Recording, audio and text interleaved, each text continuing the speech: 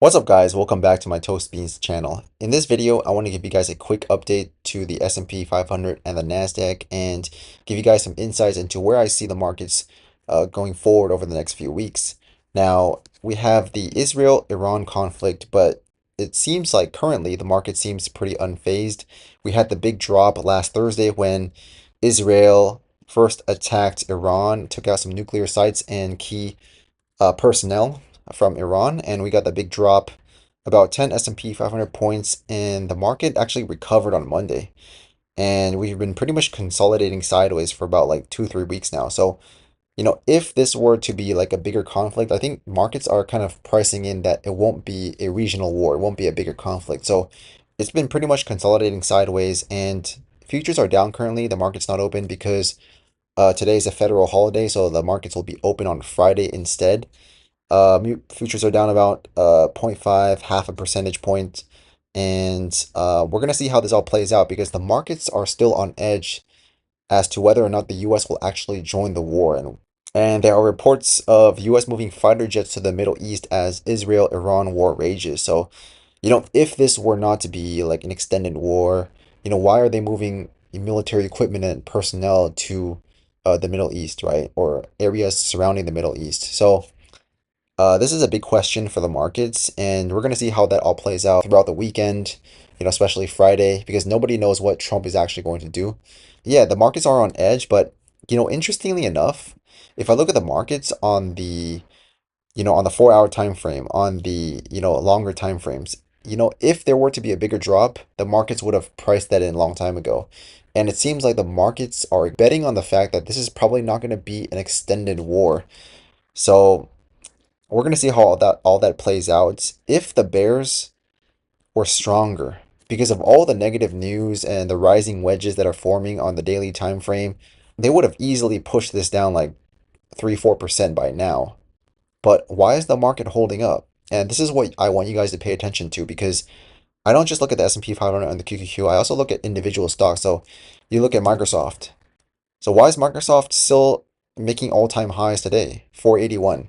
Even though like we had this news of the Israel-Iran conflict and we have so much negative news, and today the Fed leaves interest rates unchanged. So we also got the Fed meeting results today, and the Federal Reserve kept interest rates in a range between 4.25 to 4.5%. This pretty much drew ire from Donald Trump because he actually wants interest rates to be lowered. This is not a surprise. Markets have been pricing in like a 99.9% chance that the Fed will not lower interest rates in this meeting. So it's looking like September or possibly like towards the end of the year that they will start lowering interest rates. Even though like all economic signs like lowered inflation, we got good CPI and PPI reports, but the Federal Reserve is still playing it safe, I would say. If you look at Microsoft, right, and you look at Meta, it's still pretty much not breaking down. If the market were to truly break down, you would want to see like individual stocks, especially these big mega cap tech names, first break down. And they're not breaking down right now. You got to look at Nvidia. Nvidia is still like making new all-time highs. Like it's crazy. Like ever since the April low, it just kept making higher and higher. And honestly, if I were to like chart this out with the Elliott wave, like this is one, this is two, we're getting three. Like I don't see four at all. And that's why I believe that if you look at the markets, I still believe that we're still in the third wave, that we're not getting that four pullback yet until we reach all-time highs. The market, all-time highs are really literally within a stone's throw away. We can go up like 10, 12 percentage points or 10, 12 points on the S&P 500 and still be okay.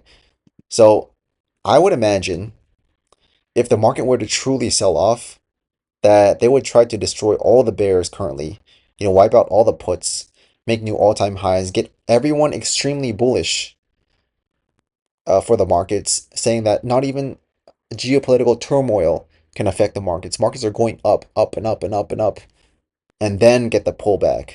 Because if we were to get the pullback now, it still could happen, but we're still holding above the 20, we're still holding above all these moving averages. So if you look at the weekly time frame, previously in my last video, I did mention that we were possibly getting a doji last week, and that's exactly what we got.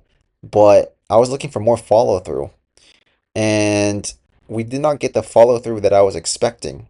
And the markets are stronger than expected. And so that's a really big hint to me that, markets want higher, you know? That's just what it is. Like, we could possibly get a dip to like the EMA, but to around 585 or closer to like 590, that area, and then get a strong bounce. But, previously I was looking for getting a bounce off the EMA and then lower to around 575. I don't think the market is ready for that yet. I think it still wants all-time highs. And like I mentioned previously, it's just a stone's throw away. So until we get that and have everyone bullish, everyone jumping on the stock market, then we're going to get that, I think, 7% or 5% pullback in July. So that's what I'm looking for right now.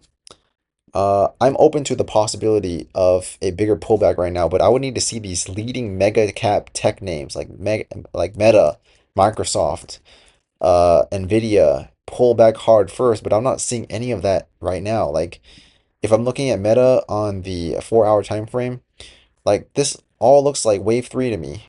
Like wave four should be a deeper pullback, and we're not getting that right now. So I still believe that we're still in a wave three for all these big mega cap tech names.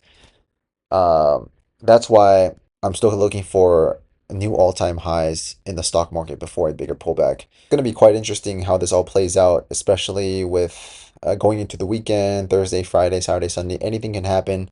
Trump could tweet something and it'll move the markets. So this geopolitical issue is on every single investor's mind, and until this gets resolved, the markets are going to go nowhere currently. So hope this helps. And don't forget, I make all my updates and insights on the Toastbeans applications. It's free for download on the iOS App Store.